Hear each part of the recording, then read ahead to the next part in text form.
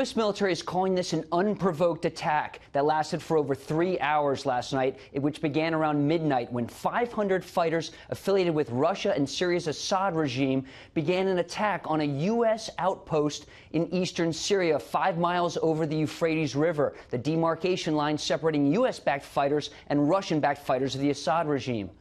The Russian-backed fighters attacked with tanks, artillery, and mortars. When the rounds landed too close for comfort, U.S. Special Operations Forces on the ground called in the massive counterattack from the sky. The U.S. airstrikes included AC-130 gunships, F-15s, F-22s, Apache helicopter gunships, and Marine artillery on the ground.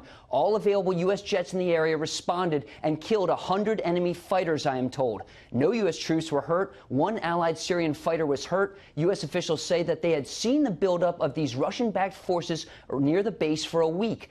The American military called their Russian counterparts on a special hotline and were told not to worry by their Russian counterparts. Now, this isn't the first brush with the Syrian regime for the U.S. military. Last year, the U.S. Navy fired 59 Tomahawk cruise missiles at a Syrian airbase after the Pentagon accused the Assad regime of carrying out a chemical weapons attack. A U.S. Navy jet shot down a Syrian warplane. It was the first time in 18 years the U.S. Navy or military had shot down another plane in air-to-air combat. Sandra, I'm told the Russian-backed forces wanted to take back former ISIS oil fields in the area, now guarded by U.S.-backed Syrian fighters. Another example of the tangled web facing the nearly 2,000 U.S. troops on the ground in Syria. Sandra.